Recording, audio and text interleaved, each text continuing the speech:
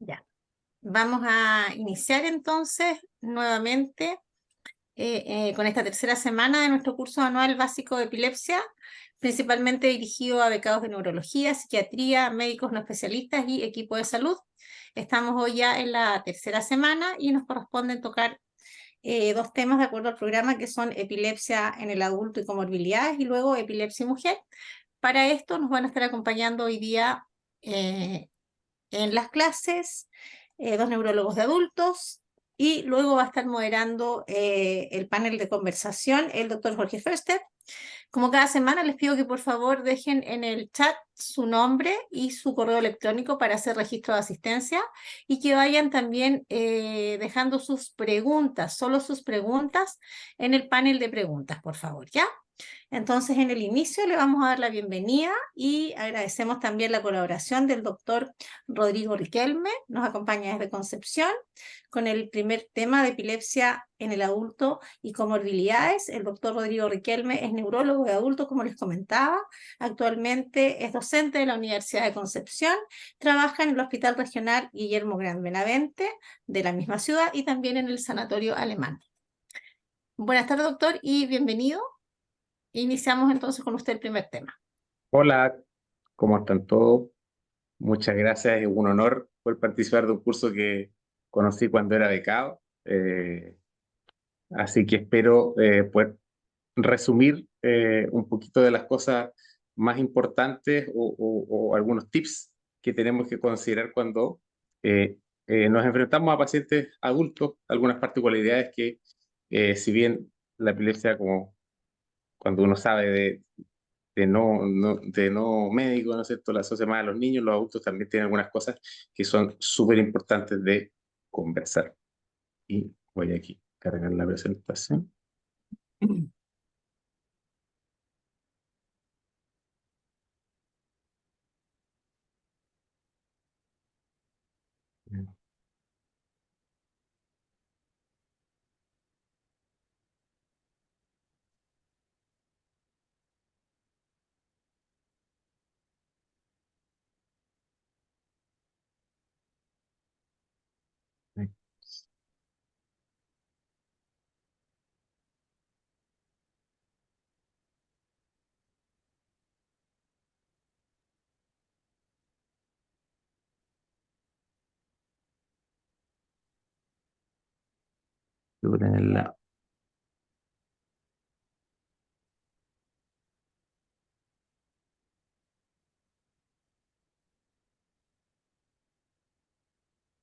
Ahí estamos. Sí, ahí estamos ya compartiendo.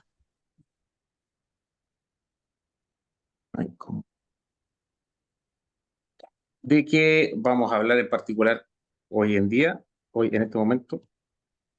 Ahí sí, vamos a comentar algunas cosas en general. Es inevitable para hablar del adulto tocar algunos tópicos de semiología. Obviamente no podemos hablar de toda la semiología, de todas las crisis epilépticas, pero sí las más relevantes para situaciones bien particulares y probablemente de lo más frecuente que uno se puede encontrar. Vamos a tocar algunas de las comorbilidades más importantes en los pacientes adultos. Nos vamos a referir también al adulto mayor y algún resumen al final, esperando tener tiempo para todas las consultas que no hayamos podido resolver durante la presentación. Esto solo a modo de recuerdo, ya lo vieron, ¿no es cierto? La epilepsia tiene dos grandes picos en cuanto a la edad. El primer grupo es la población pediátrica y los adultos mayores, donde hay etiologías bien características como el stroke, isquémico hemorrágico, también aparecen los tumores, las infecciones y también el TEC, que viene desde la juventud. En los adultos tenemos también las complicaciones de patología perinatal o que se desarrolla en la infancia y que a veces tarda un poquito en manifestarse. Esto nos hace que la anamnesis del paciente adulto con epilepsia, por ejemplo, una epilepsia que empieza en la adulta, no difiere tanto de la que uno debe hacer en un niño. Quizás, obviamente, no ponemos tanto énfasis en el desarrollo psicomotor, pero tenemos que considerar los antecedentes perinatales, tanto como parto prematuro, parto de término, se fue de alta con la mamá o no, hubo alguna injuria perinatal, por supuesto que las crisis febriles, la edad de presentación y ojalá las características. A veces, cuando ha pasado tanto tiempo desde la crisis febril, los padres han olvidado un poquito los datos sobre ella. datos gruesos del desarrollo psicomotor, si hubo alguna regresión, si hubo algún retraso en el lenguaje, en la marcha, y las preguntas por desencadenantes clásicos de epilepsia, como son el traumatismo encefalocraniano, las meningitis, antecedentes familiares y, por supuesto, hábitos en cuanto a tóxicos y otras conductas de riesgo. Vamos a referirnos ahora de algunas etiologías en particular del adulto y obviamente aquí la reina es la epilepsia del lóbulo temporal. El lóbulo temporal incluye distintas estructuras, a grosso modo es el lóbulo temporal mesial, el lóbulo temporal lateral, con algunas mezclas entre ellas y obviamente también hay crisis que representan más bien asociación con otros lóbulos cerebrales.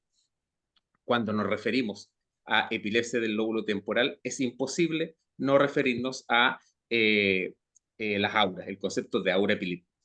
Clásicamente a uno se le enseña que el aura es lo que viene antes de la crisis epiléptica, pero en realidad una aura es el primer inicio de la crisis epiléptica. El aura por sí mismo es una crisis epiléptica en una zona sensorial, por lo tanto las manifestaciones del aura son manifestaciones subjetivas, no evidenciables por el examinador.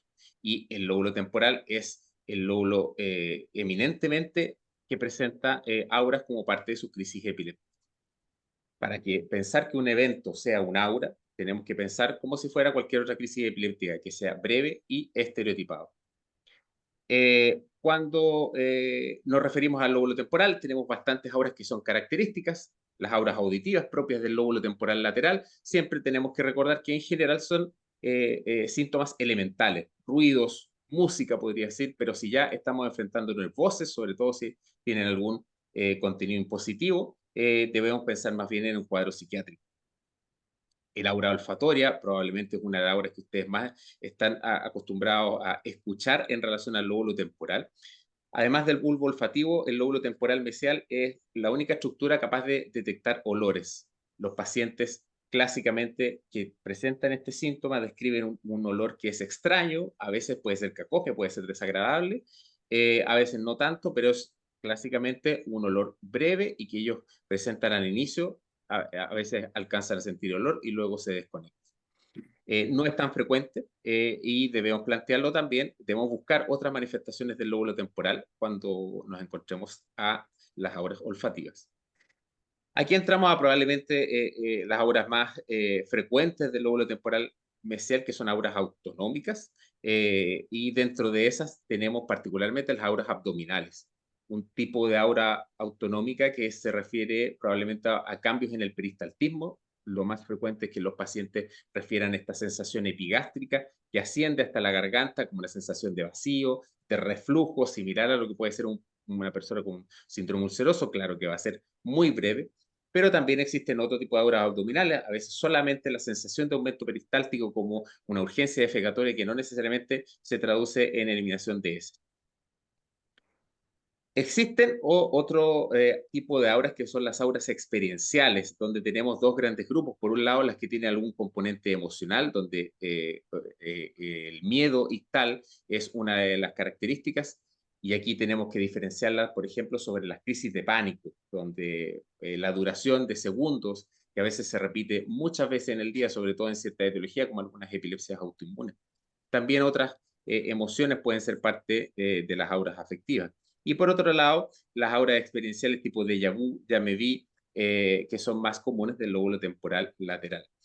Es importante cuando uno se enfrenta a auras que pueden traducir sensaciones que están más bien descritas como en la población general. El déjà vu es algo que uno habitualmente habla, oh, tuve un déjà vu cuando se encuentra con una situación similar, tratar de no inducirla en los pacientes, sino que estas sean espontáneas, lo que tiene mucho más valor diagnóstico. Y estas son probablemente una de las cosas que más uno se encuentra en los pacientes con epilepsia, que son sensaciones mal descritas en distintas partes del cuerpo, pero particularmente se han asociado las auras cefálicas a los pacientes con epilepsia del lóbulo temporal. Sensaciones que pueden ser desde abombamiento, sensación eléctrica, sensación de vacío y menos frecuentemente el vértigo. El vértigo, si bien puede ser una crisis epiléptica, la gran mayoría de las veces corresponde a otro tipo de patología. Las crisis del lóbulo temporal mesial tienen característicamente una evolución típica que puede iniciar con una aura epigástrica o olfatoria o a veces gustatoria. Hay una detención de la actividad, el paciente impresiona comprometido de conciencia, no responde al medio, y aparecen los automatismos, que pueden ser, los automatismos son movimientos que parecen automáticos, que no son voluntarios, sencillo, puede ser un chupeteo en la boca o una sensación como de búsqueda con las manos o de refregarse las manos. Cuando la crisis del lóbulo temporal mesial sigue la evolución clásica, hay una distonía de la extremidad superior contralateral. Y posteriormente los pacientes pueden verse confusos y con cierta amnesia posictal. En algunos casos, la extremidad superior ipsilateral va a tener un frote nasal, que es un signo localizatorio posictal muy típico. La postura distónica tiene alto valor predictivo positivo cuando uno lo asocia con automatismos manuales del otro lado, y probablemente su activación tiene que ver con compromiso en los ganglios basales durante la crisis. Las crisis del lóbulo temporal lateral son más cortitas, pueden tener las auras que conversamos y que aparecen ahí. Y el compromiso del lenguaje es presente cuando los pacientes tienen afectado el lóbulo dominante. Tiende a ser más breves, el compromiso de conciencia es más precoz, por lo tanto hay más amnesia y a veces puede haber auras, pero los pacientes no la recuerdan. Y evoluciona a generalización más frecuentemente que las crisis del lóbulo temporal mesial. Aquí hay un video que no sé si me...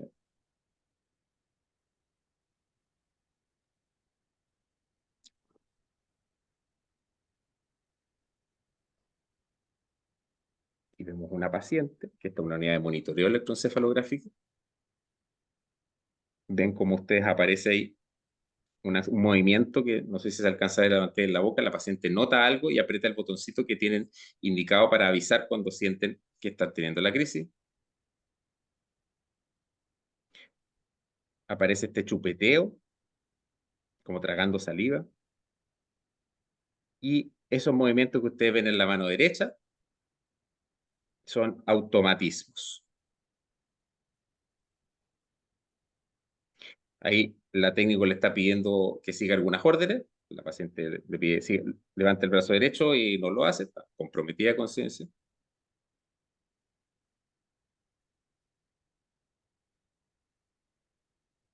Los automatismos se hacen bimanuales.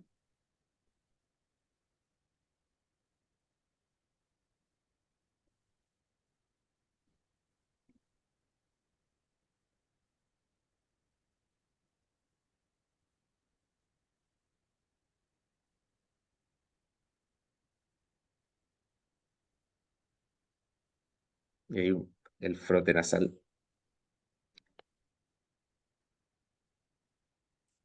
La presentación. Cuando hablamos de etiologías del lóbulo temporal mesial, particularmente en adultos, la reina es la esclerosis del lóbulo temporal mesial.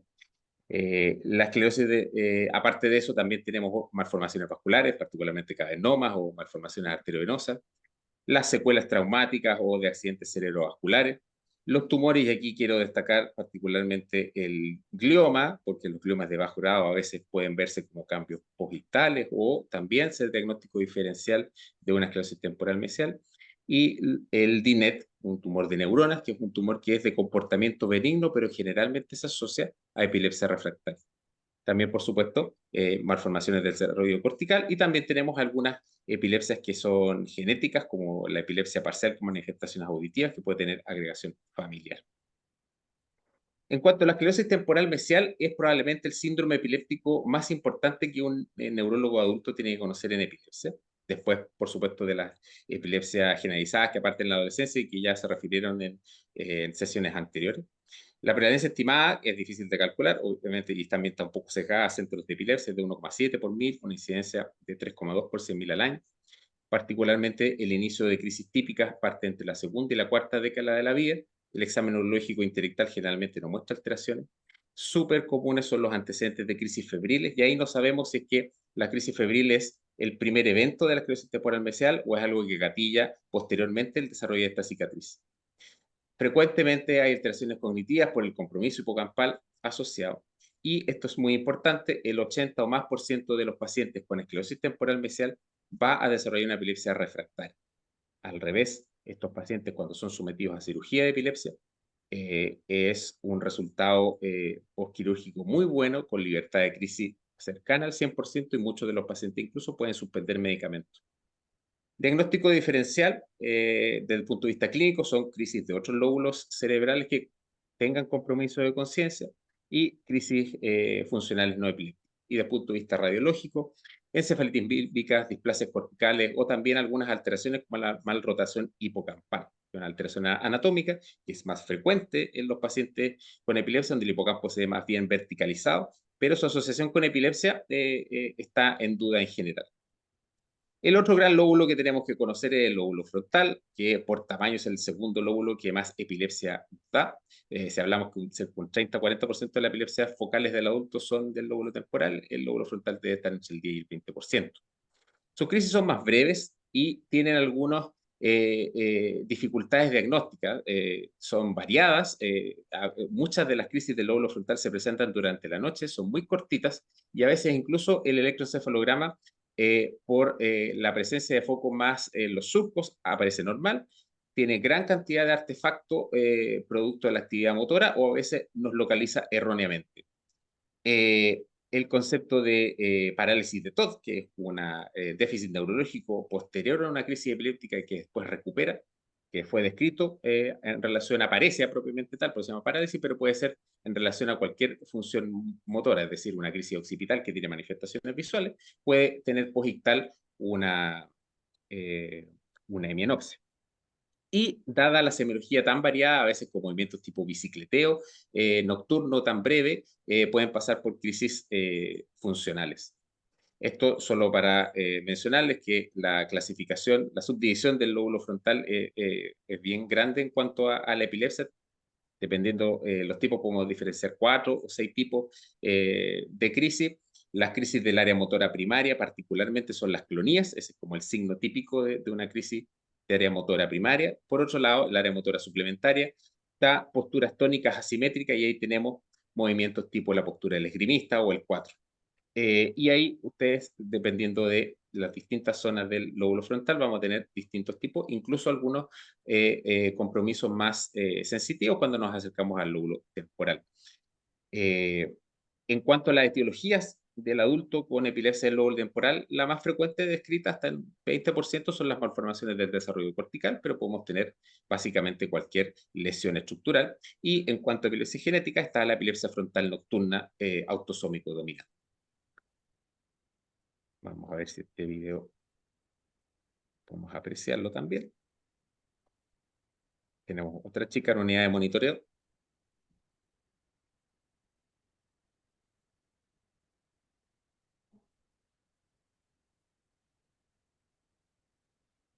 Vean cómo hay una postura tónica con las manos en flexión.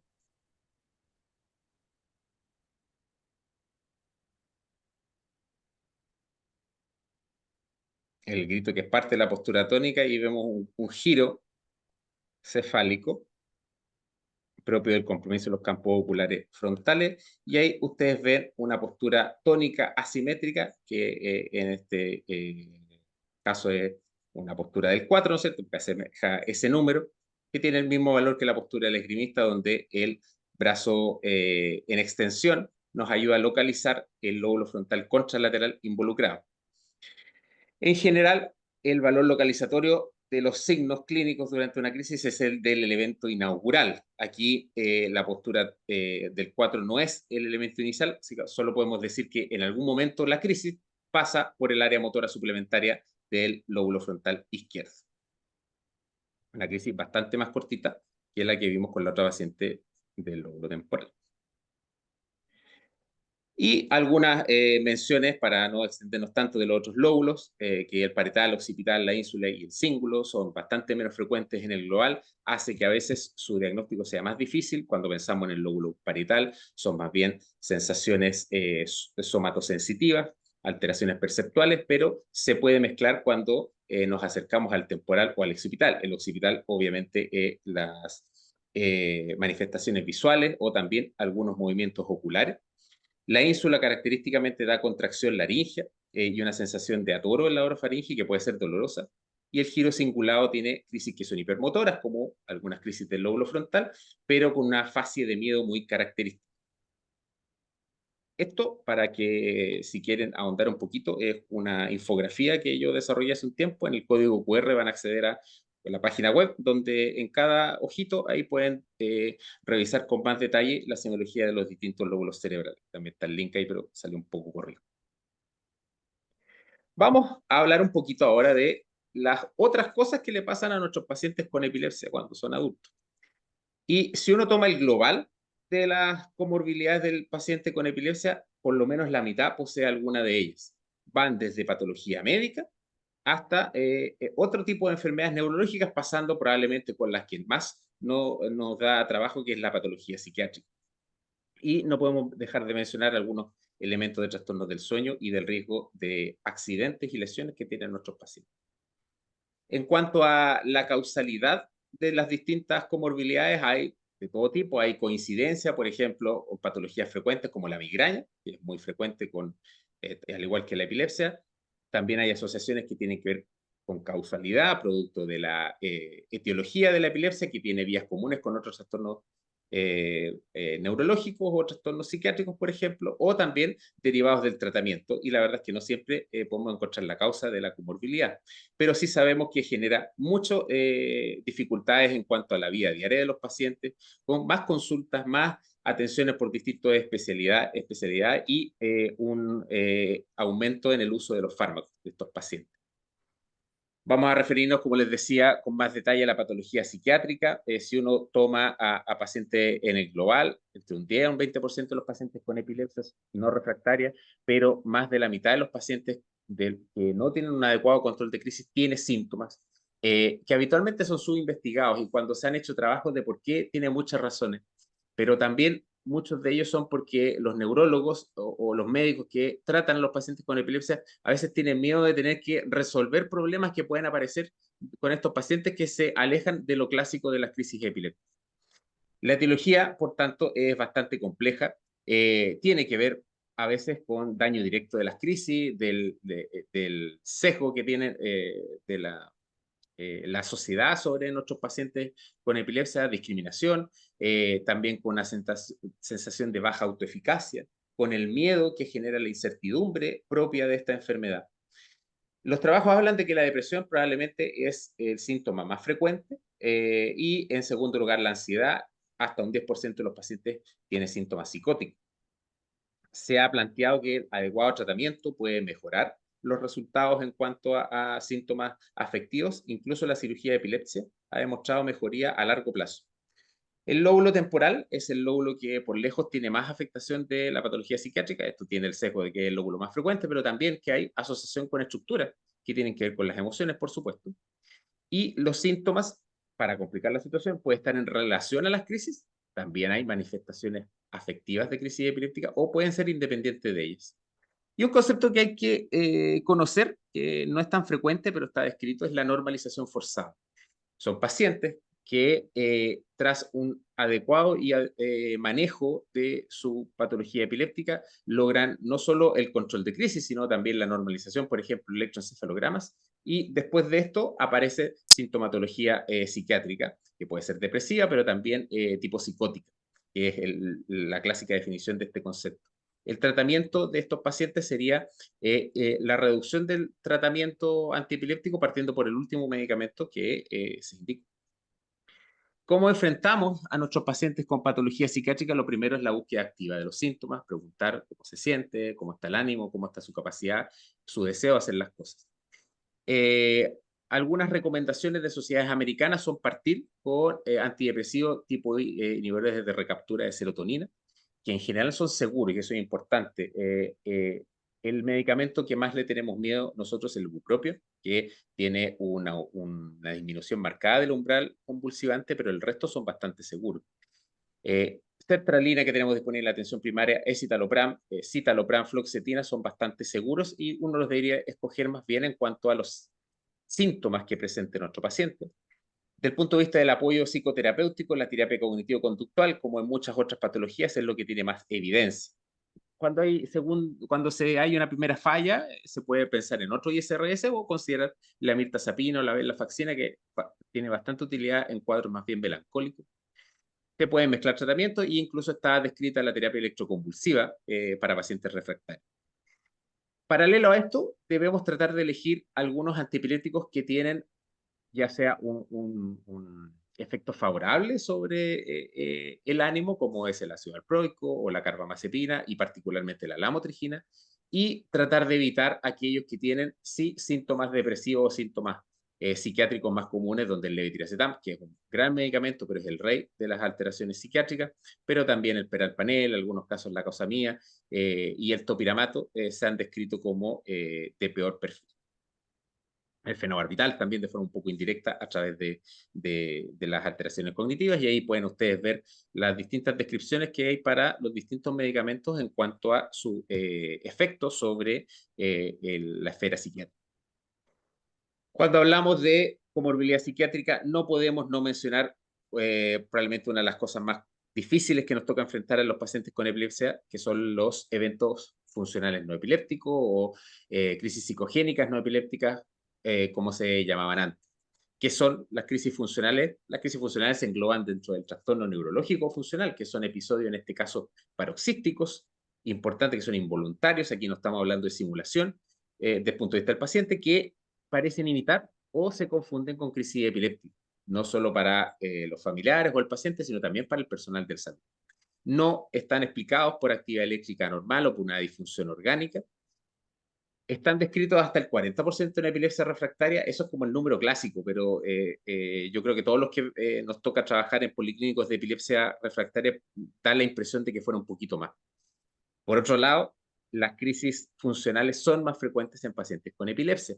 Hasta un 30% de los pacientes con crisis psicogénica tiene concomitantemente crisis epiléptica, lo que nos hace una dificultad cuando tenemos que elegir el tratamiento. Las mujeres en edad media son el grupo etario más afectado y los antecedentes de abuso, por supuesto, muchos años atrás que parten las crisis funcionales, son hallazgos a destacar y a buscar en la historia.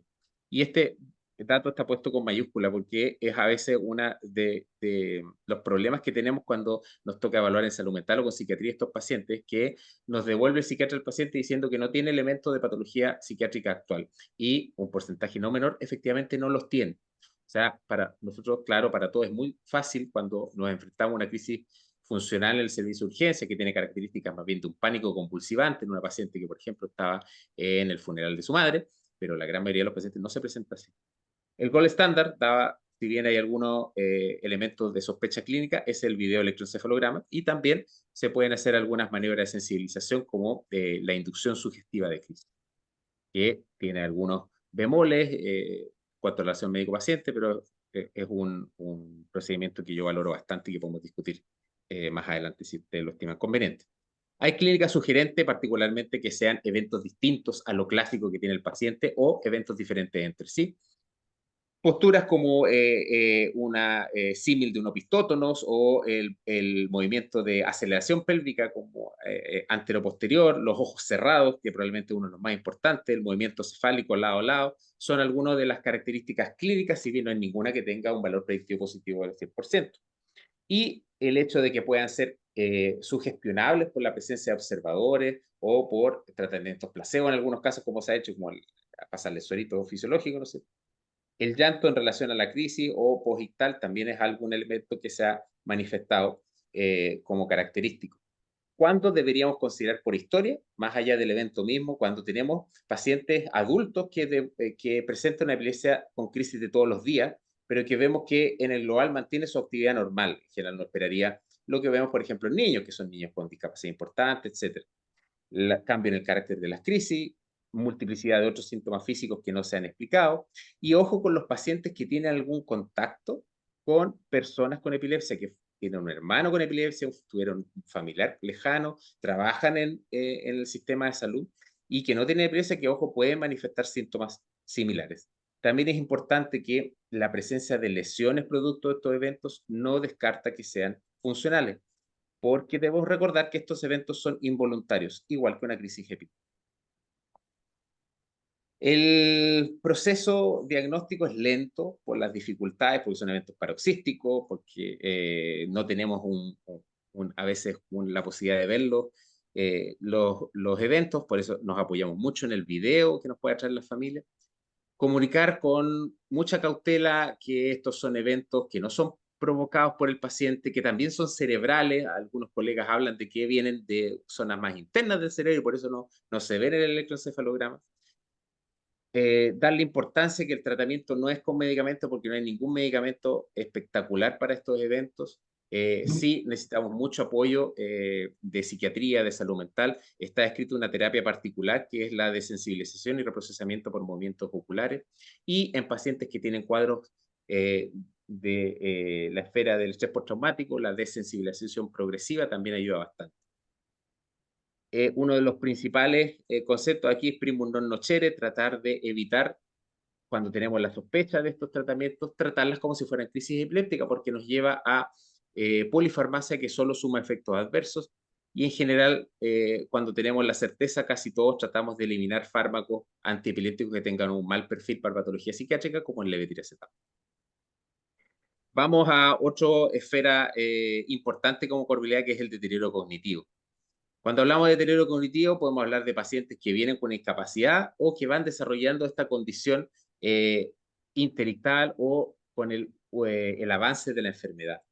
Lo que más se ha asociado como factor de riesgo es una etiología que se asocia a alteraciones cognitivas, particularmente lesiones estructurales del cerebro, por supuesto, con compromiso extenso o compromiso de zonas específicas como el lóbulo temporal. También la frecuencia o el hecho de ser refractaria a las crisis, el uso de tratamientos con peor perfil cognitivo, como el fenobarbital o el topiramato en altas dosis, y otras comorbilidades, particularmente la comorbilidad psiquiátrica, que sabemos que se asocia a deterioro cognitivo cuando se ha mantenido mucho en el tiempo. Las parasomnias y la epilepsia es un tema que podríamos estar hablando todo el rato, así que solamente quiero destacar que es importante buscar la apnea del sueño, porque hay una relación bidireccional, tanto que la epilepsia puede descompensar apnea del sueño con todas las consecuencias neurológicas y cardiometabólicas de la apnea del sueño, como el mal dormir que genera la apnea del sueño puede gatillar crisis epilépticas, y a veces tenemos también diagnóstico diferencial de eventos nocturnos. Las sugerencias son que no solamente nos basemos en la somnolencia excesiva, sino que ocupemos encuestas como esta, el Stop Bank, que está disponible en Internet, porque la somnolencia excesiva puede estar dada en pacientes con epilepsia por otras causas, como por ejemplo los tratamientos. Los pacientes adultos trabajan y hacen cosas de adultos como conducir vehículos o en casos más especiales, trabajar en turno. Y son preguntas muy comunes o a veces que los pacientes no preguntan porque no quieren escuchar la respuesta. Sobre la conducción de vehículos, los tiempos que habitualmente se hablan en el mundo vienen de trabajos bastante antiguos, como este del 99, que es de Estados Unidos, que es bastante grande, donde en general, por ejemplo, si tomamos los de Estados Unidos, consideran algunos estados conducción de vehículos después de 6 meses sin crisis o después de 12 meses. Hay algunos que tienen normas más severas, donde, por ejemplo, un paciente con epilepsia nunca puede conducir un vehículo motorizado. Estamos hablando en general de conducción de vehículos no profesional, porque existe consenso bastante amplio de que la conducción profesional debería estar prohibida en pacientes con epilepsia. Ahí ven ustedes que cuando se midió a los 3 meses, el intervalo de confianza cruzaba el 1, así que por eso desde los 6 meses se plantea, ¿no es cierto?, el volver a conducir, que es más o menos la norma que se ocupa en Chile, si bien no hay una ley específica. La presencia solo de auras podría facilitar la conducción de vehículos. Algunos lugares plantean que cuando un paciente esté sometido a un cambio de esquema antiepiléptico, debiera abstenerse de manejar por un tiempo independiente que no haya tenido crisis. Ahora, en general, los trabajos se refieren a accidentes en relación a la conducción de vehículos, no necesariamente un accidente producto de una crisis epiléptica. De eso, la verdad es que hay muy poca evidencia como para poder referir. Lo que se sugiere cuando el paciente, por ejemplo, trabaja conduciendo o desplazándose su trabajo en vehículos motorizados es que se acomode a trabajo o a horarios que le faciliten movilizarse con otras personas, favorecer el teletrabajo, ¿no es cierto?, en estos tiempos más actuales. Y el escenario ideal, ¿no es cierto?, es que todo paciente con epilepsia que desarrolle una actividad laboral que sea complicada para su condición de salud sea reubicado, lo que en la práctica no es tan plausible. En relación al trabajo en alturas, en general un paciente con epilepsia activa no debería desarrollar este tipo de trabajo y cuando sea necesario hacerlo, deberían tomarse todas las precauciones del caso, ¿no es cierto? Y, por supuesto, debe certificarse la adherencia del paciente desde el punto de vista del tratamiento farmacológico y no farmacológico. Y los empleadores deberían tener planes de crisis para asumir estos riesgos potenciales. El problema de esto es que esto asume que los pacientes tengan que contar que tienen epilepsia y ese es un problema que los pacientes muchas veces prefieren no decir porque el riesgo a perder su trabajo o a la discriminación. En cuanto al trabajo en turnos, la verdad es que particularmente si hablamos de epilepsia generalizada, pero en todo tipo de epilepsia debería desaconsejarse y hemos tenido casos, por ejemplo, de residentes que están haciendo una beca de medicina que incluye trabajo nocturno que deben acomodar sus horarios a trabajo solamente diurno. Vamos a hablar un poquito del adulto mayor. El adulto mayor tiene probablemente todo más que el adulto joven en relación a más complicaciones, más dificultades con los tratamientos, más precisiones que tengamos que hacer en las asociaciones. La gran mayoría del adulto mayor tiene epilepsias focales, porque sea lesiones estructurales, todas las que ya hemos mencionado. Y ojo que un porcentaje no menor que en este trabajo que ingresaba para monitoreo prolongado de crisis epiléptica tenía etiologías no epilépticas, así que no debemos olvidar el síncope particularmente en esta edad. El deterioro cognitivo traduce hartas cosas. Primero, que a veces tenemos relato menos preciso de las crisis epilépticas. Los pacientes a veces están más somnolientos y los familiares creen no, que está cansadito el abuelito, etc. También siempre hay la duda, por ejemplo, si un paciente con Alzheimer tiene una primera crisis epiléptica, es suficiente para considerarlo epiléptico si no es provocada y dejarle el tratamiento. En cuanto al diagnóstico diferencial, en particular en los adultos mayores, como les decía, el simple compulsivo, pero también otros trastornos del movimiento como el temblor, que puede ser incluso producto de nuestros medicamentos. Hay eventos vasculares que se manifiestan muy similar a una crisis epiléptica, como por ejemplo el lip shaking, producto de oclusión vascular, trastornos del sueño. Los pacientes con angiopatía amiloidea tienen estos eventos paroxísticos que se han denominado SPELS, porque todavía la etiología no se ha confirmado completamente. Eventos amnésicos. No olvidar que existe este cuadro que se llama amnesia global transitoria, donde por un par de horas los pacientes dejan de aprender nuevas cosas y característicamente preguntan repetidamente lo que les está pasando, se ven un poco ansiosos, a veces pasan por cuadros funcionales, y es importante que existe un grupo de amnesia global transitoria que es epiléptica, la amnesia epiléptica transitoria. Hay algunas características que nos hacen pensar que es epiléptico, generalmente es más hacia el comienzo del día, al despertar, tiene una duración menor a 2 horas y tiene eventos repetidos, porque sabemos que la gran mayoría de las amnesias globales transitorias son eventos únicos. El adulto mayor tiene también mayor incidencia de crisis epilépticas reactivas provocadas, por ejemplo, trastornos metabólicos o desbalance hidroelectrolíticos, por ejemplo. Tiene una incidencia de estado epiléptico casi el doble de lo descrito para la población adulta en general. Y las causas son diversas. Obviamente, el stroke, las infecciones, el TEC, pero también el estado epiléptico posparo, que sabemos que tiene mal pronóstico. También hay estado epiléptico cuando las causas metabólicas no se han corregido. Y los adultos mayores tienden a tener más falla terapéutica. Y no olvidar el consumo de alcohol, que es en realidad de toda la vida. Por supuesto que las distintas patologías que tienen los pacientes añosos aumentan su riesgo de morbimortalidad respecto al estado epiléptico y el tratamiento, la verdad es que no tiene grandes diferencias en esta situación.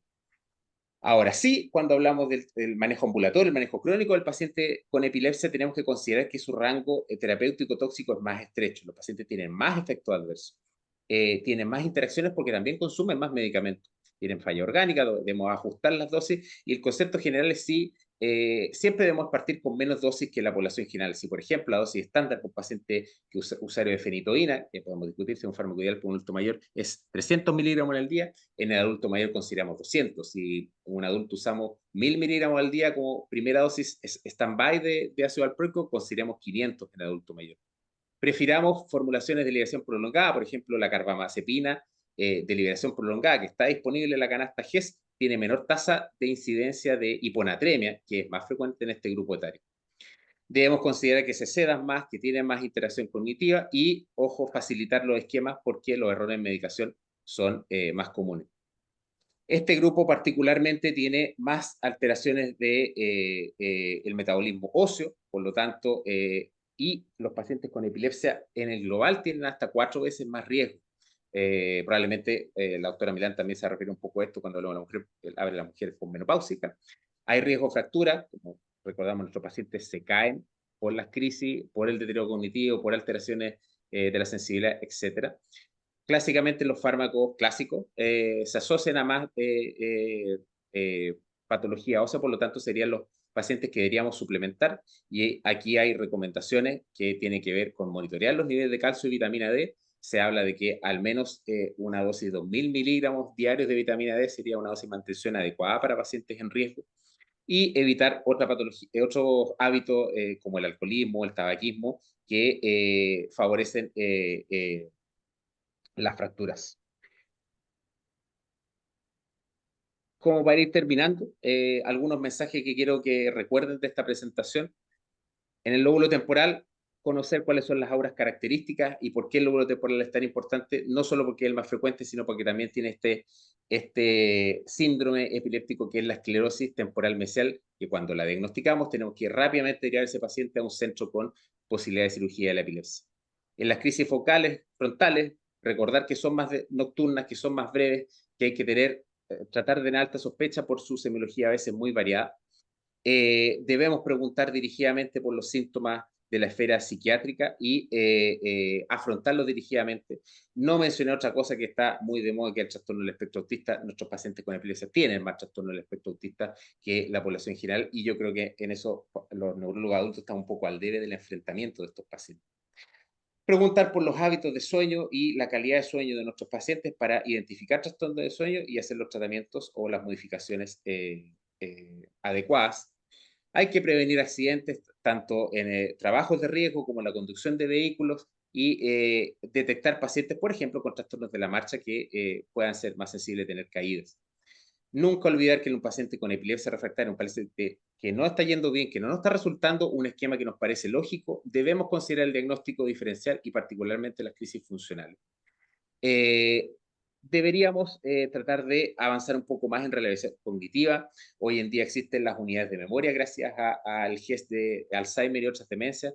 Deberíamos trabajar en conjunto para que nuestros pacientes con epilepsia, apenas empecemos a detectar sintomatología cognitiva, hagamos las correcciones si podemos en cuanto al tratamiento farmacológico, pero también en estilo de vida saludable.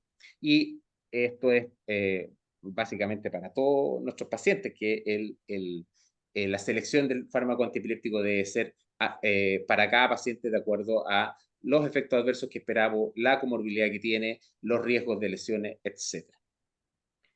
Hay algunas referencias por si quieren revisar un poco más en detalle lo que conversamos hoy día. Muchas gracias por su atención.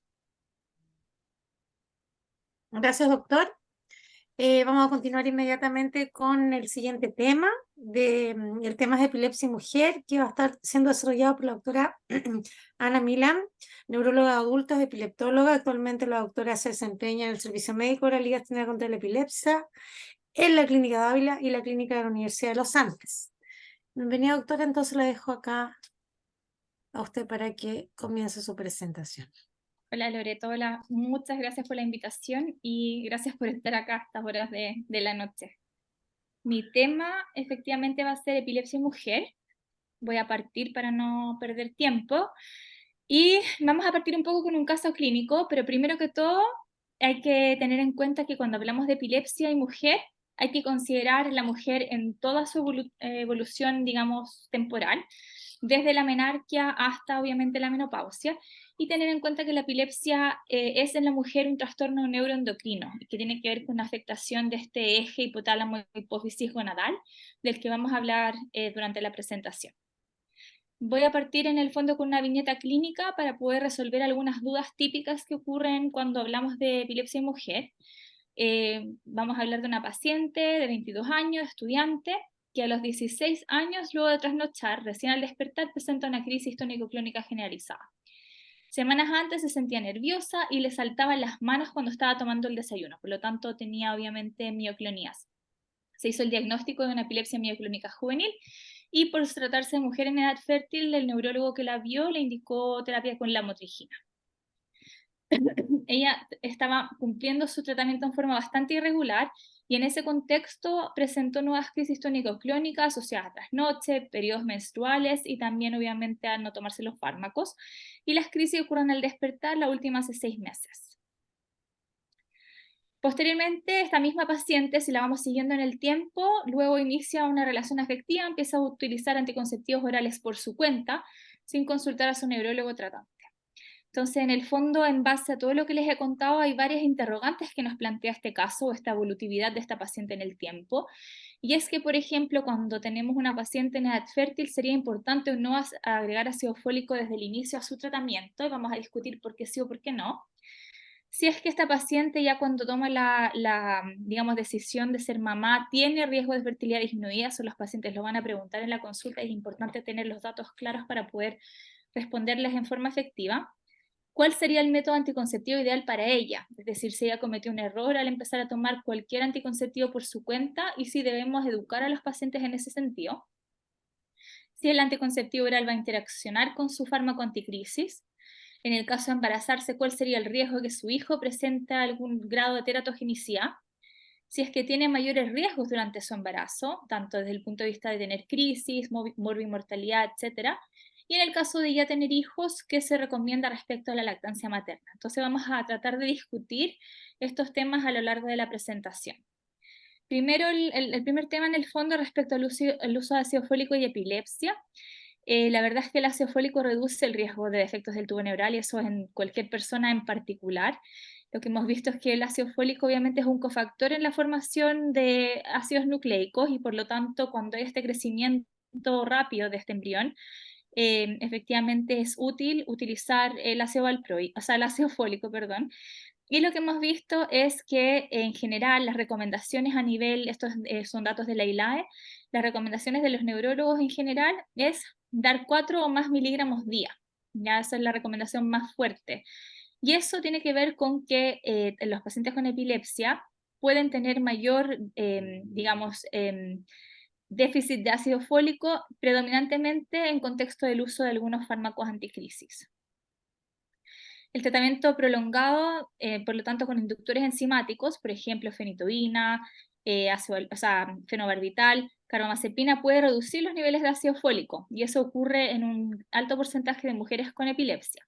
Y además, también, siendo que la lamotrigina no es un inductor, sí se ha visto en algunos estudios que por la glucuronidación sí va a haber disminución de los folatos con el uso concomitante de la lamotrigina.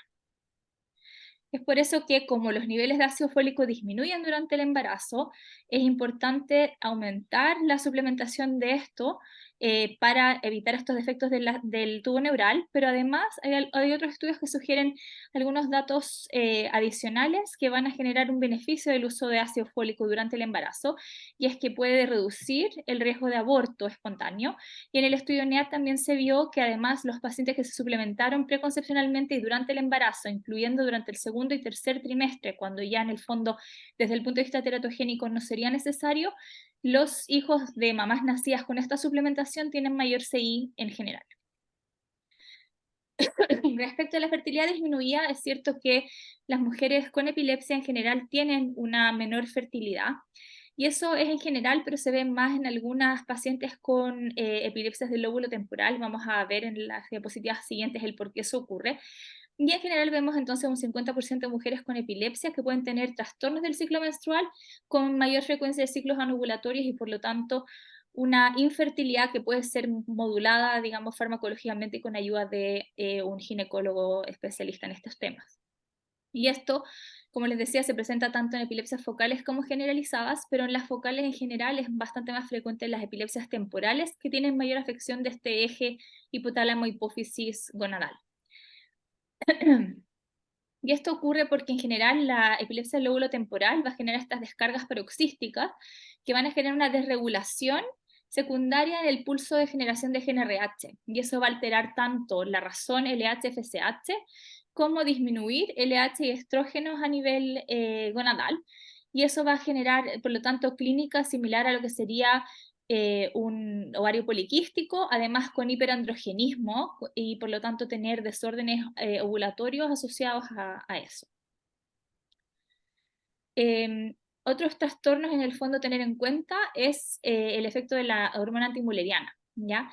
Hay que tener en cuenta que ese también se puede ver afectado y tiene que ver con la reserva ovárica de la mujer, y por lo tanto, en estos pacientes que podemos tener una baja reserva ovárica, además, por este efecto que tiene esta hormona antimuleriana como protector, o como en el fondo aumentando el umbral convulsivante, vamos a tener un aumento en la frecuencia de crisis. Y eso es otra de las relaciones bidireccionales que vemos en estas pacientes que tienen infertilidad y epilepsia. En el contexto de epilepsia postmenárquica, tenemos el concepto de lo que llamamos epilepsia catamenial. La epilepsia catamenial nosotros la definimos como que las crisis de epilepsia en una paciente en particular van a aumentar y ser por lo menos el doble en su frecuencia de crisis durante los periodos perimenstruales, o en el fondo durante algún momento específico del ciclo menstrual, versus en el resto del mes. Y eso no es poco frecuente. De hecho, cuando uno lo pregunta dirigidamente, vemos que alrededor de un 40-50% de mujeres con epilepsia van a tener algún grado de epilepsia catamenial. Y hay 3 tipos de epilepsia catamenial que hay que tener en cuenta. El tipo 1, epilepsia catamenial tipo 1, que es el perimenstrual, que lo vemos acá a la derecha en este esquema. Y lo que ocurre acá es que después de la fase lútea, más o menos día -2 hasta el día 1, va a partir la fase menstrual, y ahí lo que ocurre es que va a haber una disminución de la progesterona que va a ser más precoz y más marcada que la disminución posterior que ocurre del estrógeno. Y por lo tanto, vamos a tener un ambiente proestrogénico que va a generar una disminución del umbral convulsivante, porque el estrógeno en particular va a tener un efecto sobre receptores glutamatérgicos, mientras que la progesterona, y en particular la aloprogesterona, va a tener un efecto más bien de regulación de los receptores GABA, que también lo vamos a mencionar posteriormente cuando hablemos un poquito de la mujer en la posmenopausia. Entonces, en ese sentido, es que efectivamente, por esta desregulación, en el fondo este cambio, digamos, en la razón de estradiol-progesterona, con un aumento relativo de estradiol, estas mujeres van a tener mayor propensidad a hacer crisis en ese momento del ciclo. Y este es el más frecuente, el tipo catamenial tipo 1. En segundo lugar, tenemos el tipo catamenial o epilepsia catamenial tipo 2, que ocurre en la fase ovulatoria, y por lo tanto ocurre entre el día 10 y el día más o menos 14, en que acá lo que ocurre es lo contrario. Tenemos un pic de estradiol que es bastante más precoz y más pronunciado que el pic posterior que ocurre de progesterona, y también por lo tanto hay un aumento relativo de estradiol sobre progesterona, y por el mismo efecto ocurre que esta paciente podría tener una epilepsia catamenial tipo 2. Y finalmente, al tener mayor proporción de ciclos anovulatorios en la mujer, vemos que también se da en forma no menor la epilepsia catamenial tipo 3 o C3, en que en estos ciclos anovulatorios no hay un aumento típico de progesterona, y como se mantiene bastante estable y bajo el nivel de estrógeno que vemos acá mismo en el gráfico, estos pacientes van a tener una alteración del umbral convulsivante, el que va a disminuir notablemente, y por lo tanto van a tener mayor propensidad a tener crisis. Y este es bastante más difícil de poder pesquisar, porque son mujeres que no tienen menstruación, por lo tanto es más difícil poder hacer el diagnóstico, no por eso menos frecuente.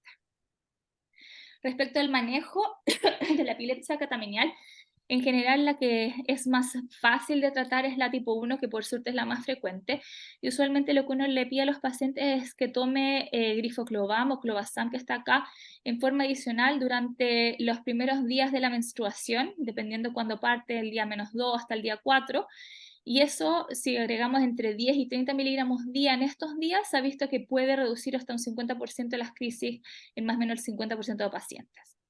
Cuando eso no resulta o no es suficiente, en general lo que hacemos es agregar acetazolamida, y en forma concomitante muchas veces les damos progesterona a estas pacientes. Hay que tener harto ojo si uno les da grajeas de progesterona, porque si se llegan a no tomar alguna de estas píldoras, en el fondo hay una desregulación estos pics de estrógeno progesterona, por lo que es mucho más seguro realizar alguna anticoncepción, y lo vamos a hablar más adelante con otros métodos. Eso lo vamos a discutir cuando hablemos un poco de anticoncepción. Como les decía, en general, las opciones de tratamiento para el tipo C1 es el clobazam en general, sobre todo cuando no hay un aumento tan importante en la cantidad de crisis, y cuando hay, eso se puede usar en concomitancia con el uso de progesterona. Acá dice en el fondo en gracias, pero la verdad es que preferimos otros métodos. Entonces, ¿cuál sería en esta paciente de la viñeta o el mejor anticonceptivo? La verdad, como ya les he explicado, ojalá no utilizar anticonceptivos combinados, ya que los estrógenos, por la razón que les mencioné previamente, son proconvulsivantes. En cambio, la progesterona tiene este efecto que disminuye el umbral convulsivante, sobre todo al ser metabolizado a la pregnenolona, que va a tener un efecto directo sobre los receptores GABA-A, y por lo tanto va a tener un efecto en el fondo GABAérgico, disminuyendo la probabilidad de que estas pacientes hagan crisis. Pero la anticoncepción, más allá de eso, tenemos que también considerar las opciones según la paciente en particular. En una paciente que no ha iniciado su actividad sexual, vamos a tratar de no utilizar métodos, digamos, de dispositivos intrauterinos, ni mecanismos de barrera. Estos pueden ser más seguros desde el punto de vista que son no hormonales, pero hay que considerar a la paciente en particular. En el caso que sí se utilicen, son bastante seguros, se puede usar ya sea la T de cobre o utilizar el Mirena u otros dispositivos que tengan solo progestágenos. En el caso hormonal, por lo tanto, en el caso de utilizar Mirena, o el inyectable, que por ejemplo podría ser el Sayana, que se pone cada 3 meses, o se puede colocar el Implanón, o ya de frentón utilizar el anticonceptivo, pero no combinado, que como les decía es un poco más engorroso si hay olvido de dosis. Nuevamente lo mismo, un poco lo que ya hemos hablado, Sayana o Implanol, tener en cuenta también el tiempo de anticoncepción. Si en el fondo es una paciente que tiene claro que no quiere tener guagua en el fondo en más de 3 años, es bastante más seguro el Implanol, o utilizar algún DIU de liberación directa de progestágenos, versus una paciente que no tiene esa certeza o uno quiere ocupar algún anticonceptivo que sea un poquito menos prolongado, que por ejemplo el Sayana nos va a durar una inyección que se ocupa cada 3 meses. Ahora, cuando dejamos anticonceptivos, no solamente hay que tener en cuenta el tema de la anticoncepción combinada y el riesgo de que eso pueda generar crisis, sino que además estamos hablando de pacientes que ya están tomando un fármaco y que la interacción del anticonceptivo oral con ese fármaco que estén tomando puede afectar tanto la anticoncepción como la efectividad del fármaco. En general, los inductores enzimáticos van a generar fallas en la anticoncepción. Por lo tanto, acá tenemos dos opciones: o aumentar la dosis del estrógeno, en cuyo caso también estamos aumentando el riesgo de que estos pacientes tengan más crisis, o explicarles en el fondo que tienen mayor probabilidad de falla que la población general, que lo que dice en el fondo en el etiquetado del anticonceptivo, y por lo tanto hay que en general tratar de que ocupen además algún anticonceptivo de barrera. En el caso de otros fármacos que no son tan inductores como el topiramato, su efecto sobre la anticoncepción es dosis dependiente. En dosis de 200 a 800 miligramos día sí pueden disminuir las concentraciones plasmáticas de etilestadiol, y por lo tanto acá habría que subir la dosis nuevamente con los efectos sobre las crisis que eso también pudiera provocar. Hay otros fármacos que no van a tener tanto efecto, digamos, en ser, digamos, modificadores del anticonceptivo oral, pero que sí el anticonceptivo oral me va a generar un efecto sobre esos fármacos. Entonces tiene esta dirección que es bidireccional pero no lineal, y en este caso estamos hablando de la lamotrigina, en cuyo caso el mismo uso de anticonceptivo va a aumentar su clearance más de 50%, y por lo tanto tengo que considerar que, por ejemplo, si yo estoy ocupando 200 miligramos día de lamotrigina en una paciente y ella empieza a tomar anticonceptivos orales y no me cuenta, puede tener crisis porque en su sistema es como que estuviera ocupando 100 miligramos día, por lo tanto está con una dosis que es infraterapéutica. Y así hay que, por lo tanto, ir preguntando este factor que pudiera parecer más bien banal, pero que es importante tener en cuenta el uso en el fondo de anticonceptivos, fármacos concomitantes con los fármacos anticrisis, ¿ya? Y la lamotrigina, además, si yo la ocupo a dosis mayores de 300 miligramos día, por un efecto dosis dependiente, también me disminuye, si bien no es un 50% de disminución como si ocurre con los inductores, también me disminuye los niveles de anticonceptivo oral, y por lo tanto este efecto bidireccional pero no lineal puede afectar el uso de los dos fármacos, la función de los dos fármacos. Ahora, ¿qué pasa si la paciente en nuestra viñeta se decide embarazar? Obviamente, en el caso de un embarazo que sea planificado, las pacientes en general tienden a preguntar sobre teratogenicidad, y cuando no preguntan, el riesgo es que ellas hayan tomado una decisión por su cuenta.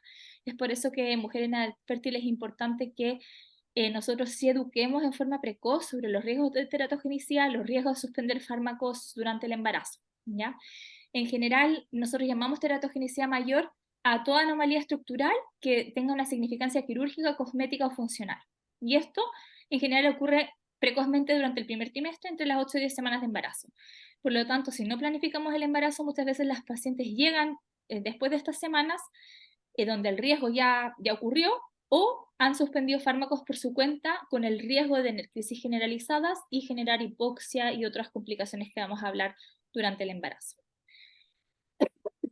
Si bien todos los fármacos pueden tener de forma dosis dependiente algún efecto de malformaciones en pacientes que en el fondo queden embarazadas, hay algunos perfiles importantes que hay que considerar según el fármaco anticrisis. Por ejemplo, el ácido valproico se ha visto que es de los que más genera defectos del tubo neural. Los defectos cardíacos se asocian bastante más a la carbamazepina, a dosis elevadas de lamotrigina o barbitúricos.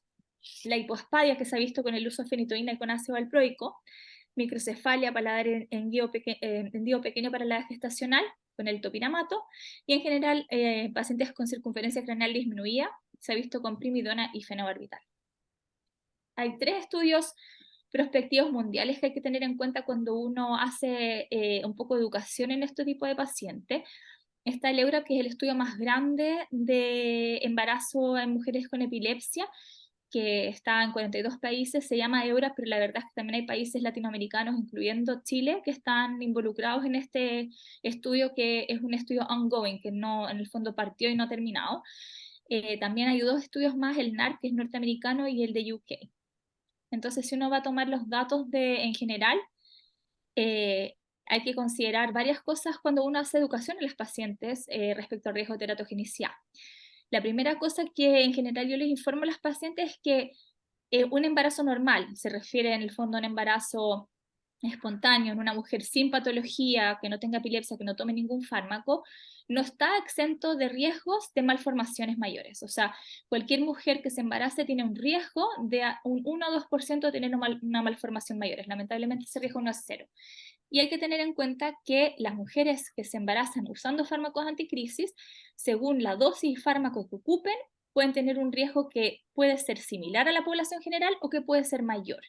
Y eso es lo que uno tiene que educar según el fármaco que estemos usando. Si uno toma los datos en general, sí es cierto que las mujeres embarazadas con fármacos anticrisis tienen un riesgo del doble de malformaciones mayores, que es de 4 a 6%, ¿ya? Pero eso es en general y no considera casos particulares que son los que tenemos que en el fondo educar a esta población para que tomen la mejor decisión y se mantengan ocupando los fármacos. El ácido valproico sí es un caso aparte, ya que incluso a dosis bajas su riesgo no es menor al 5,5% y en general es entre un 10 a 12% de riesgo de teratogenicidad. La politerapia también es un riesgo importante cuando hablamos de teratogenicidad, pero lo que se ha visto es que el riesgo en la politerapia no es tan alto siempre y cuando la mezcla no sea con ácido valproico. Si ustedes se fijan acá, la motrigina con ácido valproico tiene un riesgo de teratogenicidad de 9,1% versus que si usamos la motrigina con cualquier otro fármaco, el riesgo en general es similar a la población general. Lo mismo del uso de carbamazepina con ácido valproico, 15,4% versus carbamazepina con cualquier otro fármaco, 2,5%. Por lo tanto, tener en cuenta que hay que tratar de evitar la politerapia, pero que si necesitamos usar politerapia y no nos queda otra opción que usar ácido valproico, ocasionalmente sería mejor eso a usar el ácido valproico en monoterapia, ¿ya? Pero cuando podemos evitar el ácido valproico hay que hacerlo en todos los casos. Esto es los registros en general, comparando el EURAP con el norteamericano con el de UK, y vemos datos que son bastante similares. El único que es un poco distinto es el uso de carbamazepina En el EURAP en general la teratogenicidad es 5.5%, versus que en los otros registros se ha visto que es bastante similar en la población general, 3%, 2,6%, y eso es porque estos son datos generales que no están determinando la dosis, y cuando nosotros esto lo vamos a dividir en dosis específicas, vamos a ver que este porcentaje baja, y por lo tanto los medicamentos más seguros a usar durante el embarazo son la lamotrigina, 2,9% en general, el levetiracetam, la oxcarbazepina y seguido en cuarto lugar por la carbamazepina. Y tratar de evitar durante el embarazo estos medicamentos que suben bastante su porcentaje, como es el fenobarbital, fenitoína, topiramato y el ácido valproico. No sé por qué no me pasa, ahí sí. Esto es un poco lo mismo, los registros en general hablan de estos porcentajes que yo les mencionaba, el ácido valproico como el más peligroso o más teratogénico, seguido por el fenobarbital, topiramato, y acá en el fondo también en la mayoría ponen fenitoína antes de la carbamazepina, pero digamos que los más seguros, como les mencionaba, son la motrigina, levetiracetam, oxcarbazepina y en cuarto lugar la carbamazepina. Acá hay rangos también de dosis que son bastante amplios, por lo tanto no están tomando dosis particulares, son los mismos porcentajes porque esto es del EURAP que yo les mencioné previamente, siendo el más seguro la lamotrigina y el más inseguro el ácido valproico. Pero si uno lo divide en dosis, se da cuenta de que eso también es bastante variable. Si yo tengo una paciente que está usando más de 325 miligramos día de lamotrigina, tiene un riesgo de 4,3%, versus una paciente que, por ejemplo, estuviera usando carbamazepina menos de 700 miligramos día. Como ven, el riesgo es bastante similar. Por lo tanto, no hay que pensar solo en el fármaco, sino en la dosis en que yo me mantengo con una buena respuesta de crisis, y que a menor dosis, menor riesgo de teratogenicidad en general. El ácido valproico, además de la teratogenicidad en el fondo estructural que yo les mencionaba previamente, también va a tener algunos efectos adversos que llamamos cognitivos. Y eso es el porqué en pacientes que incluso no han planificado su embarazo y que llegan en el segundo trimestre, por ejemplo, que sabemos que si ya no tuvo una malformación no la va a tener, pero en el caso de que esté usando ácido valproico, uno tiende a querer sacarle el fármaco igual, porque lo que se ha visto es que efectivamente puede tener un efecto sobre algunos trastornos del desarrollo, como sería una baja en el CI, que se ha visto que no es menor a 2 puntos y que puede ser hasta 10 puntos al comparar en pacientes que no son usuarios de fármacos o que están usando otros fármacos anticrisis. Y además se ha visto alguna relación con el uso de ácido valproico y el desarrollo de trastorno del espectro autista. En el caso del estudio del MNG, que era el estudio usando carbamazepina, acá el riesgo de CI es menor a 85 con disminución de habilidades verbales, pero es bastante marginal cuando uno lo compara con el efecto que uno ve con el ácido valproico. Y otra de las preguntas importantes que nos van a hacer estas mujeres es si hay algún riesgo mayor durante el embarazo.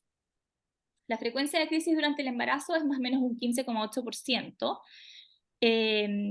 de mujeres que en el fondo van a tener un aumento en la frecuencia de crisis. Y en general el aumento en la frecuencia de crisis en estas mujeres está dado porque hay una falla en el alza necesaria de los fármacos durante el segundo y el tercer trimestre. Considerar que las mujeres embarazadas van a tener cambios fisiológicos del embarazo por el aumento de la progesterona, van a tener disminución del vaciamiento gástrico, disminución de la absorción, van a tener disminución de la motilidad intestinal, van a tener un aumento del volumen circulante, van a tener una disminución relativa de la albúmina.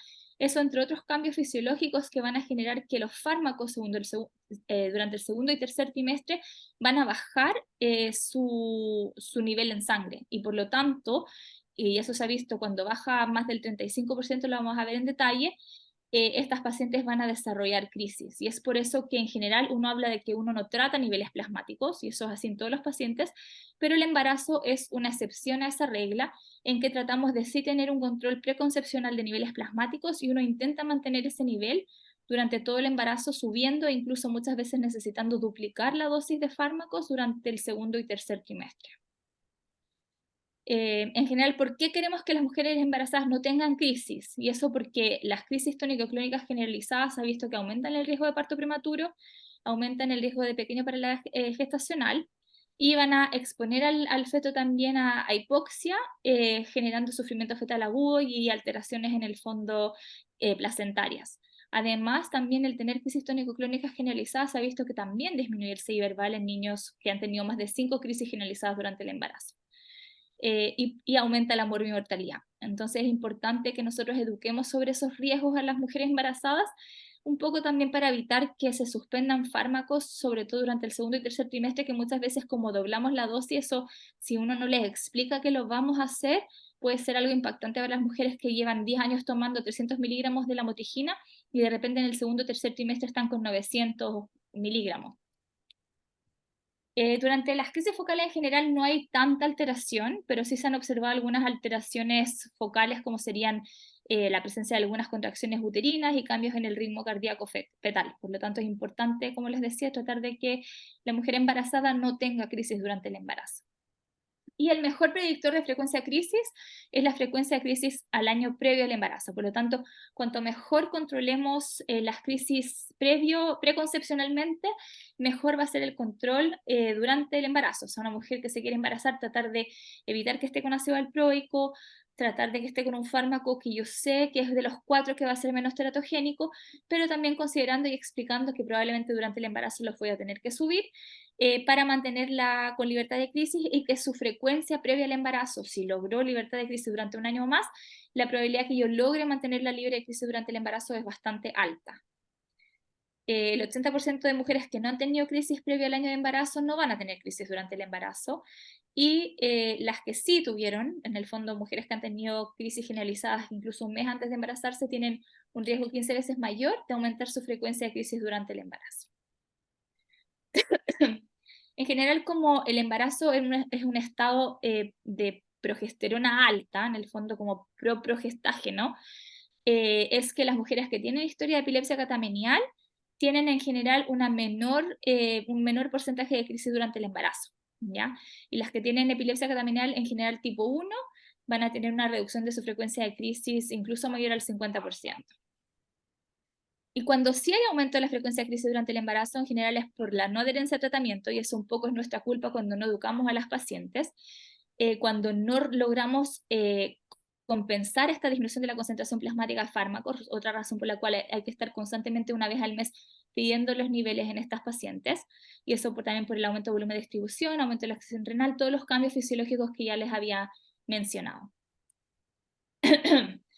Eso un poco también para recordar otros cambios, las náuseas, los vómitos, eso no lo habíamos conversado, pero obviamente va a afectar la absorción del fármaco, el aumento del volumen de distribución, el aumento del flujo renal y también la inducción de algunas enzimas oxidativas hepáticas.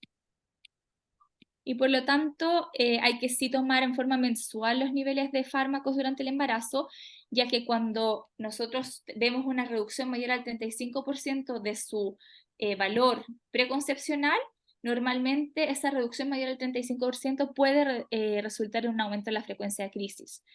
Idealmente usar el nivel plasmático previo, que implica que nosotros vamos a estar educando a esta paciente, y esta paciente va a planificar sus embarazos, y usar los fármacos que son los menos teratogénicos, que ya lo hemos conversado. Esto es un poco lo mismo. La lamotrigina, que no es inductor propiamente tal, que tiene este efecto de glucuronidación, sí prácticamente duplica su clearance durante el embarazo, y esto ocurre en un alto porcentaje de pacientes, y por lo tanto si nosotros no la ajustamos durante el segundo y tercer trimestre, la paciente sí o sí va a tener crisis independiente que no haya tenido crisis durante el año previo al embarazo. Lo mismo ocurre con el levetiracetam, en que se estima que más o menos un 50% de las mujeres presentan caídas digamos, de la concentración plasmática en un 60% en el segundo y tercer trimestre del embarazo, y la oxcarbazepina, que es el tercero más seguro, también va a tener una disminución importante de su nivel plasmático en el segundo y tercer trimestre. Por lo tanto, los fármacos más seguros son los que más bajan, y sí hay que controlarlos y ir subiendo la dosis durante el embarazo. Pero ¿qué hacemos una vez que la paciente ya tuvo la guagua? En general, y esto en el fondo para no ir caso a caso, todos los fármacos van a empezar a reducir sus tasas de clearance durante la primera semana hasta las primeras 3 semanas posparto. Y por lo tanto, si yo no le bajo los fármacos a esta paciente una vez haya nacido la guagua, se va a intoxicar. El riesgo que se intoxique es que estamos hablando de una paciente que tiene una guagua de la que tiene que cuidar y puede tener diplopia, mareo, visión borrosa, en el fondo, trastornos de la marcha, ¿no es cierto? Lo que es un riesgo tanto para ella como para la guagua. Y entonces, para evitar toxicidad, hay que tratar de durante la segunda, tercera semana, más tardar posparto, reducir la dosis de la lamotrigina. En general no la reducimos al nivel exactamente preembarazo, sino que lo que se hace es mantener más o menos un 20% más el valor preembarazo, preconcepcional, porque hay estrés, hay privación de sueño, hay cambios posparto que van a generar que la paciente tenga algo mayor de riesgo de tener crisis en el posparto inmediato. Y por lo tanto yo sí tengo que disminuirlo, y lo disminuyo más o menos logrando la dosis inicial más un 15-20%. En la lactancia, en general, nosotros sabemos que es un beneficio para la guagua, y por lo tanto hay que mantener la lactancia materna independiente del fármaco que estemos utilizando, ¿ya? Todos los fármacos en general pasan un poco en la leche materna, pero no hay efectos adversos que generen gran alteración y que nos limiten en cuanto a la lactancia materna. Solamente en el uso de barbitúricos y benzodiazepinas a dosis alta pudiera eventualmente haber sedación en la guagua, y incluso así no dejamos de dar el fármaco ni evitamos que el paciente esté con lactancia materna, a no ser que esos efectos produzcan en el fondo una depresión respiratoria, alteren, digamos, el crecimiento de la guagua porque no logra una buena adherencia al pezón y por lo tanto no puede alimentarse en forma adecuada. En esos casos hay que considerar sí o suspender la lactancia materna o cambiar el fármaco. Eso se va viendo caso a caso, pero el mensaje en general es que la lactancia materna no hay que suspenderla por el uso de fármacos anticrisis.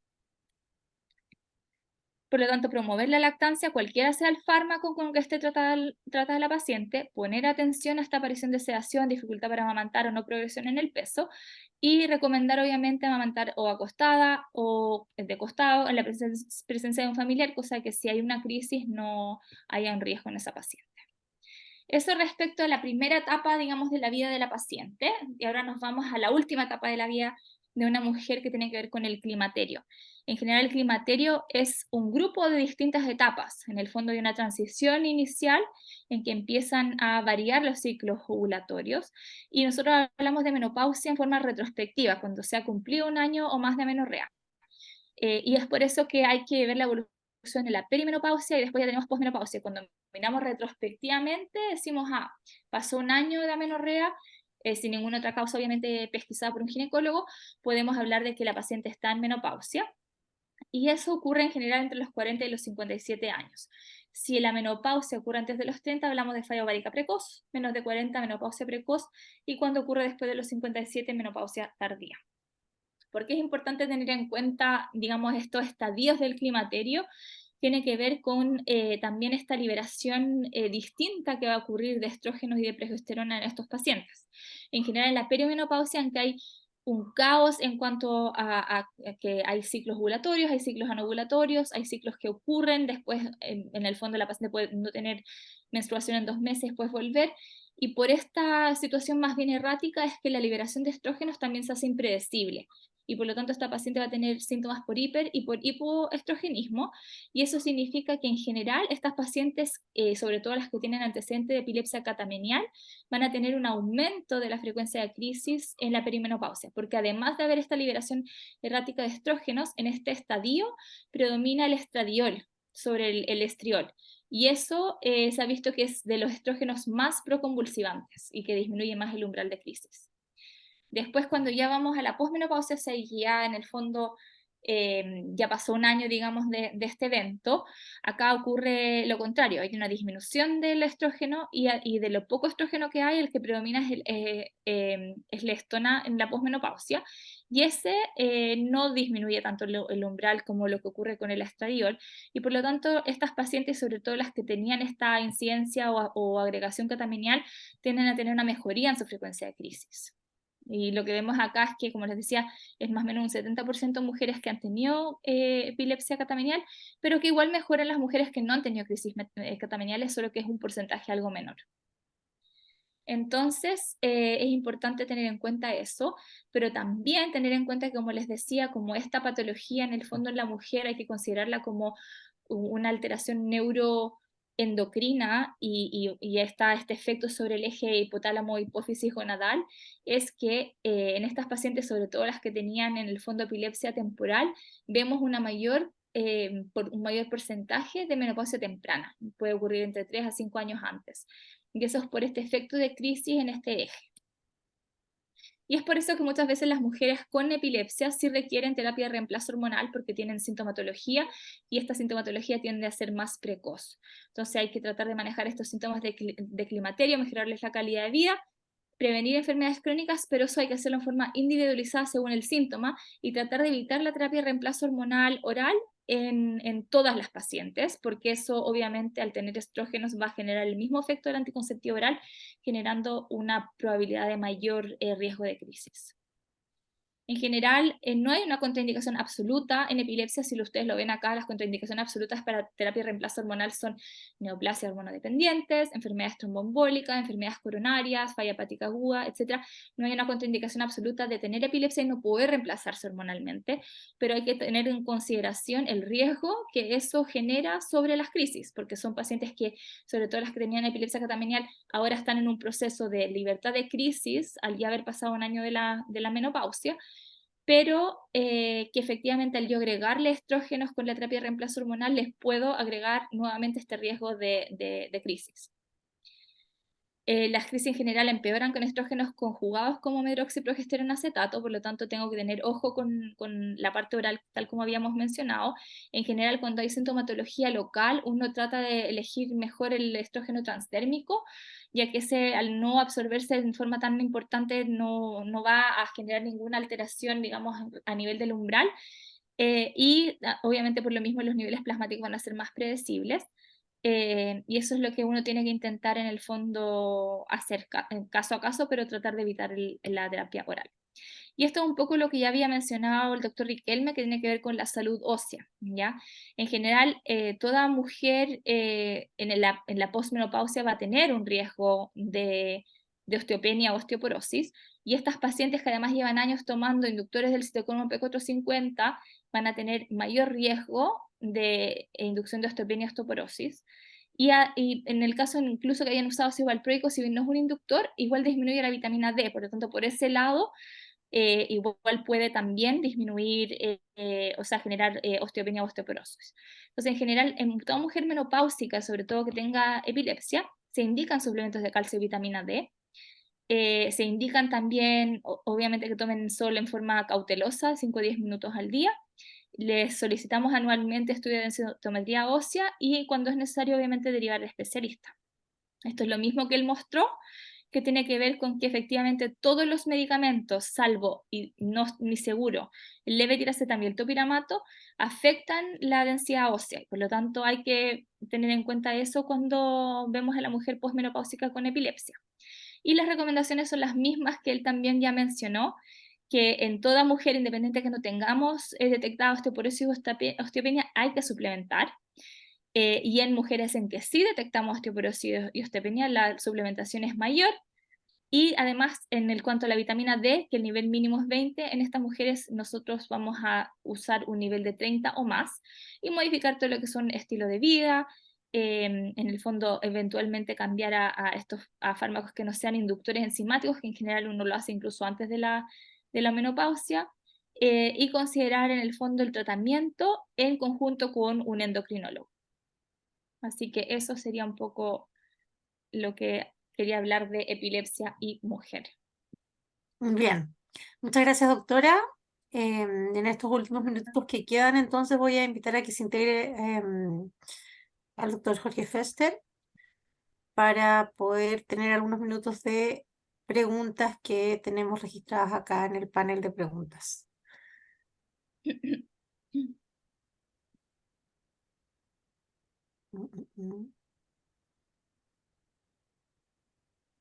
Estamos solicitando inicio del video.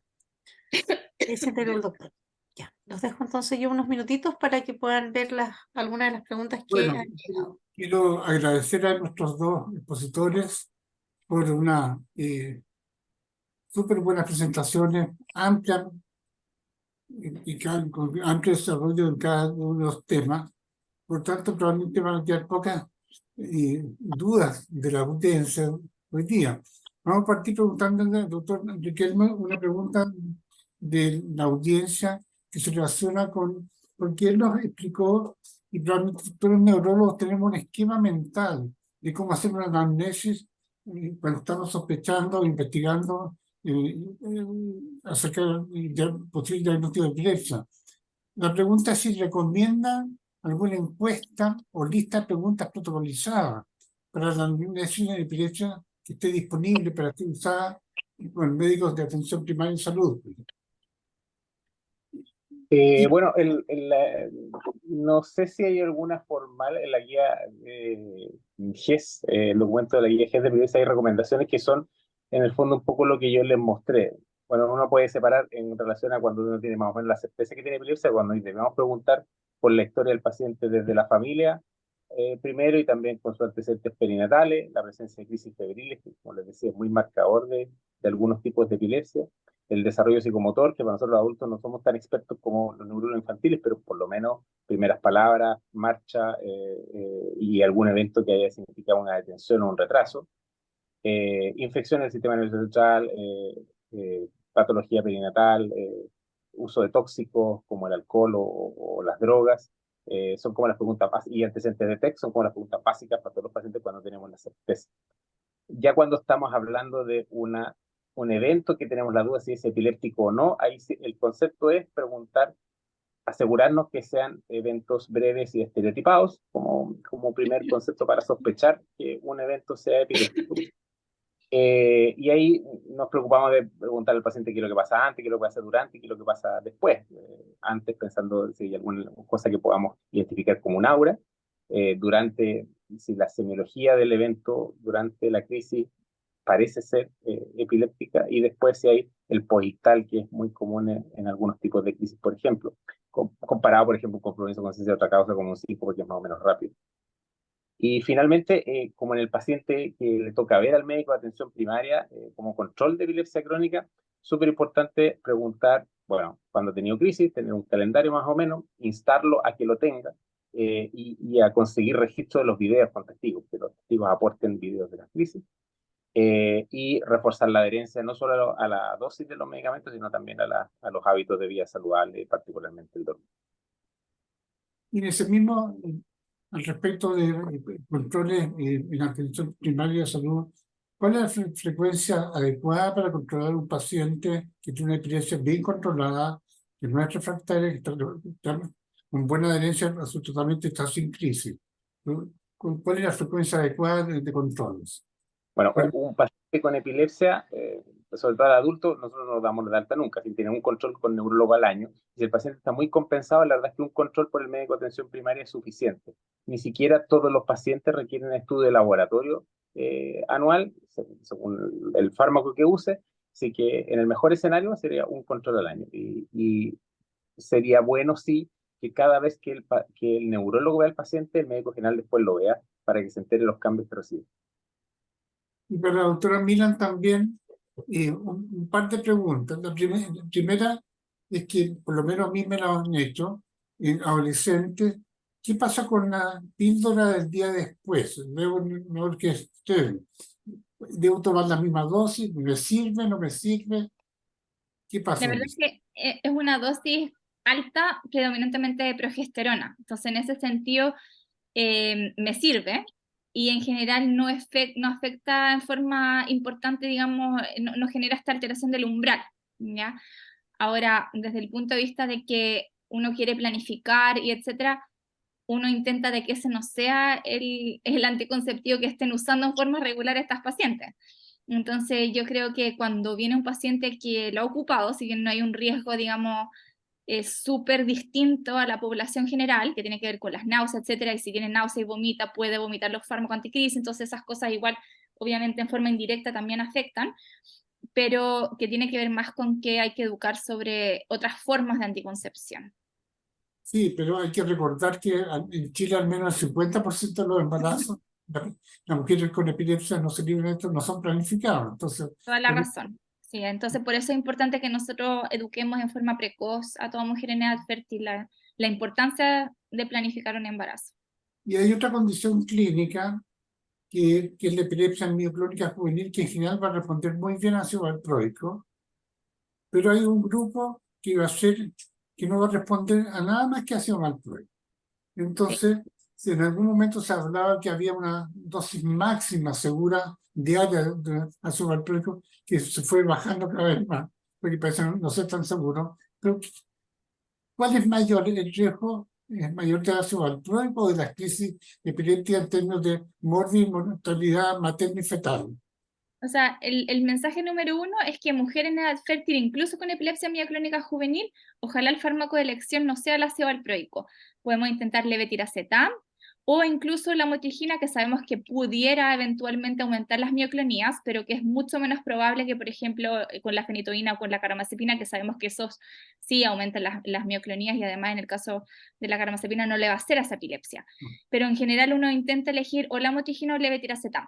En el caso que no se pueda, porque por ejemplo tenemos una paciente que el levetiracetam le hizo pésimo, le dio una psicosis o le dio algún trastorno como psiquiátrico muy importante y hay que suspenderlo, o en el caso de la lamotrigina, paciente le dio alergia o efectivamente hizo muchas mioclonías y por lo tanto tampoco se puede ocupar, en esos casos en particular uno pudiera intentar con topiramato y si eso ya no funciona, ya no queda otra opción que el ácido valproico. En ese caso, lamentablemente, ninguna dosis de ácido valproico es 100% segura. El EURAP nos habla de que incluso con dosis menores a 650 miligramos día, el riesgo de teratogenicidad es 5,5%. Y en otros estudios 7. Y por lo tanto, sabemos que es más que la población general. Pero ahí hay que poner en una balanza, quizás intentar con dosis menores al inicio, saber que la epilepsia mioclónica juvenil en general responde muy bien a dosis baja de ácido valproico, y por lo tanto en esas pacientes yo pudiera partir con una dosis incluso menor a 500, con buena respuesta, y ahí el riesgo un poco se me iguala, y le pongo en el fondo la balanza de decir, chuta, si tú tienes crisis tónico-clónicas generalizadas, el riesgo de que tú pierdas la guagua igual es elevado. Va a haber hipoxia perinatal, va a haber trastorno placentario, sufrimiento fetal, entonces un poco ahí en ese caso extremo poner en la balanza el uso de dosis bajas e ir subiéndolo. Lamentablemente va a haber que subirlo durante el segundo y tercer trimestre, pero probablemente me pueda quedar en un nivel algo menor, considerando que la evolución de la epilepsia mioclónica juvenil en general es responder bien el ácido valproico a dosis bajas. Pero obviamente es un caso súper extremo que ojalá tratar de evitarlo, pero existen esos casos. Ya, pues, muchas gracias. Bueno, para cerrar esta jornada, el doctor Rodrigo Riquelme hizo un listado de cosas para llevárselo a casa.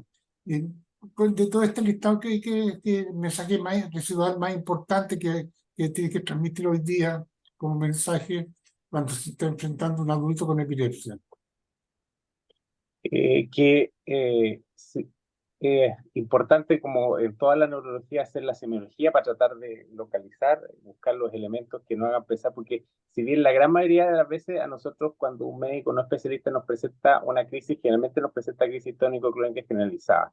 Y ustedes ven la estadística que en realidad la gran mayoría no es así. Primero tratar de buscar elementos focales, y eso se puede hacer en cada consulta, es decir, que preguntar y preguntar y preguntar, y acordarse de que no, en la epilepsia no todos son las crisis, hay otras cosas que hay que mirar, y particularmente los elementos de la salud mental, que son a veces un tema bien difícil, incluso más difícil que la epilepsia misma.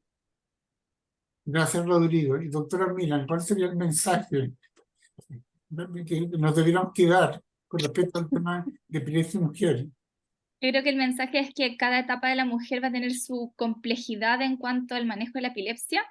Es un mundo, no es como epilepsia y mujer y uno se queda con un solo concepto, entonces hay que tener súper claros cómo va la evolución de esta mujer en el tiempo y cómo la podemos ir ayudando en cada una de estas etapas, modificando fármacos, viéndola en el fondo como una persona, como en el fondo no solamente medicamentos de epilepsia, sino qué cosas acompañan a esta mujer durante toda su etapa vital.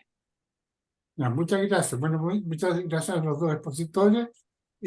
Yo dejo con usted y gracias a la audiencia por la paciencia de haberse mantenido hasta ahora. Y dejo con usted a Loreto González, nuestra encargada de educación de la Liga Chilena contra la Epilepsia.